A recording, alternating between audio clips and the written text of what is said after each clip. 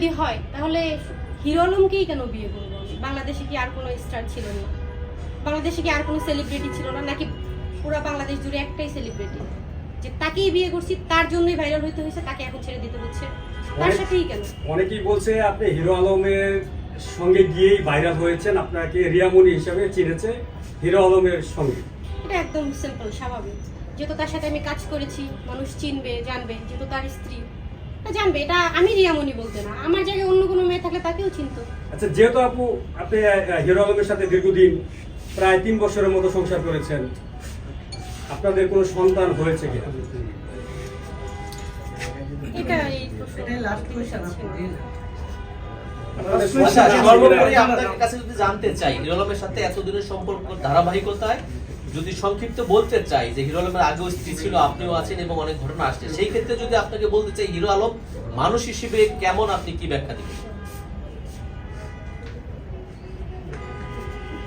মানুষ হিসেবে এখন যেহেতু তার বিরুদ্ধে আমি বলছি যে সে পরকীয়া করছে, এখন আমি কি বলতে পারি বলেন? সে আমার কাছে এখন কেমন ব্যক্তি হতে পারে? একজন ওয়াইফ স্টিল না থাকতেও সে যেহেতু পরকীয়া করছে, সেই ক্ষেত্রে তো সে ভালো না, তাহলে ভালো মানুষ না। সে ভালো মানুষ হলে তো আর পরকীয়া করতো না। আপনি হিরো আলম আপনার বিরুদ্ধে কথা বলছে, যেগুলো আপনি ড্যান্স ক্লাবে নাচ করেন, বিভিন্ন হোটেলে, তার বিরুদ্ধে গিয়ে এই কাজগুলো করছেন, আসলে এভাবে অভিযোগ করতেছে। আর আসলে কি আপনাকে এভাবে বারণ করেছিল হিরো আলম? আমি তো ওসব কোনো কাজই করিনি, বারণ করিনি। এই যে মিথ্যা অভিযোগ আপনাকে দিচ্ছে, সেক্ষেত্রে আপনি কোনো পদক্ষেপ নেওয়ার সম্ভাবনা আছে কিনা আপনার পক্ষ থেকে? ভিডিও ভাইরাল থাকলে জানাবো ভাইয়া, এখন শেষ এখন পর্যন্ত নাই না। তার মানে আমরা ধরে নিতে পারি কিছুটা সত্যতা আছে এর মধ্যে। জি জি, মানে এখন পর্যন্ত আপনি যেহেতু খোলাসা করছেন না আপনি বারে গিয়ে ড্যান্স করেন বা এরকম কিছু একটা, এবং আপনি হিরো আলমের অভিযোগ বিষয়টা আপনি আমি বুঝতে খোলাসা পারছি করছেন না। আসলে। এবং এটা আমি আপনাকে কোরআন শরীফ তুই একবার প্রতিজ্ঞা করেছে। না, এরকম কোনো বিষয় নেই ভাইয়া। আপু লাস্ট আচ্ছা একটা রিয়া প্রশ্ন। আপা, আমার একটা কোশ্চেন। হিরো আলম ভাই যেহেতু বলেছে আপনাদের সংসারটি থাকবে না, তো আপনার ডিসিশন কি? আপনারা যদি সে ডিসাইড হতে চায়, আপনি কি ডিসাইড হবেন? এখন উনি যদি তালাক দিয়ে দেয়, আমার তো কিছু করার নেই, তাই না? আপনার ডিসিশন কি? আমি তার ডিসিশন মেনে নিই। আচ্ছা, উনি যদি তালাক না দেয়, আপনাকে যদি গড়ে না তোলে, সেক্ষেত্রে আপনি কি ব্যবস্থা নেবেন? আপনাকে ঘরে তুললো না, সংসারও করলো না, মৌলমের সঙ্গে পরিচয় করলো, সংসার করতেছে এবং বিচ্ছেদ করলো না, আইনিভাবে কোনো সমাধানও করলো না, তার মতো থাকলো, সেক্ষেত্রে আপনি কি ব্যবস্থা নেবেন? এখন সেরকম কোনো চিন্তা নেই, কি ব্যবস্থা নিব, যখন নিব তখন জানানো হবে। আপু আপনার প্রতি লাস্ট একটা কোশ্চেন, সেটা হলো আপনি এখন পর্যন্ত আলমের থেকে ডিভোর্স হননি, সো যেহেতু আপনার শ্বশুর মারা গেছে, আপনি বগুড়াতে তাকে দেখতে গেছেন কিনা বা সেখানে যাওয়া আপনার উচিত ছিল কিনা? না, এটার উত্তর বগুড়াতে দেয় আমি নাই। যাইনি, কারণ সেখানে তার পরকীয়া যে মেয়েটা আছে উনি ওইখানে আছে, সেই কারণে আমি ওখানে যাই। যেহেতু আপনি তার বিবাহিত স্ত্রী, আপনার যাওয়াটা উচিত তো।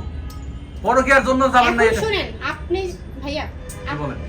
আপনি যদি একজন পরকীয়া নারী নিয়ে থাকেন, আপনার স্ত্রী কি সেখানে রাগ ক্ষোভ থাকবে না? তার অবশ্যই। সে আপনার কাছে আসবে, সে তো অবশ্যই দূরে থাকবে। আপনি তো তাকে কষ্ট দিচ্ছেন। আপনার রাগটা তার প্রতি থাকতে পারে, বাট আপনার শ্বশুর মারা গেছে, সেখানে আপনার যাওয়া উচিত ছিল কিনা? শ্বশুরই তো স্বামী দিয়ে। ঘরটা তো আপনার, যেহেতু আপনার স্বামী সে তো পরে গিয়ে আপনি চাইলে স্বামীটাই তো আমার নেই, তাহলে ঘর আমার কিভাবে হইলো? তাকে তো স্বামী তো এখন অন্যজনকে নিয়ে আপনি তো আছে। তাকে বের করে দেবেন আপনার ঘর থেকে।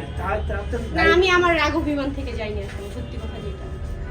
যে হাসপাতালে যান নাই, দেখতে যান নাই, অমুক তমুক অনেক অভিযোগ করতেছে, আসলে এটা কি কোনো- বললাম তো সেই বিষয়।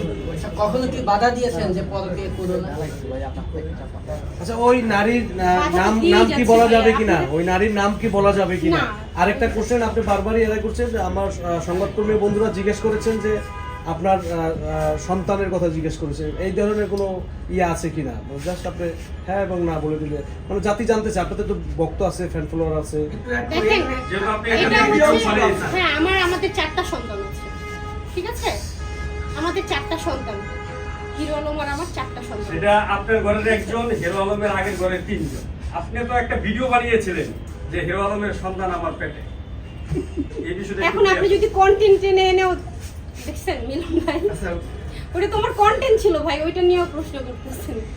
আচ্ছা রিয়াপা, ছেলের পুত্রবধূ হিসেবে আপনার শ্বশুরের প্রতি আপনার কি কোনো রাগ অভিমান ক্ষোভ ছিল? সেই কারণে আপনি জাননি? জি জি, বুঝতে পারি। মানে হিরো আলমের বাবা তো আপনার শ্বশুর হিসাবে তার প্রতি আপনার কোনো রাগ বা ক্ষোভ কোনো কিছু ছিল, আপনি সেই ক্ষোভের কারণে জাননি পরকীয়া এটা উছিলা, আপনার স্বামী পরকীয়া করেছে, আপনার শ্বশুর তো পরকীয়া করেনি। আমরা দেখেছি শ্বশুররা পুত্রবধূকে আদর করে, ভালোবাসে। আপনার শ্বশুর পরকীয়া করেছে বলেন? শোনেন, মৃত ব্যক্তিকে নিয়ে আমি কোনো কথা বলতে চাচ্ছি না, যদিও এটা না বললেই নয়। আমার শ্বশুর একদম মাটির মানুষ ছিল, ঠিক আছে? সে অনেক ভালো মানুষ ছিল, এলাকার সব মানুষই জানে সে খুব ভালো মনের মানুষ।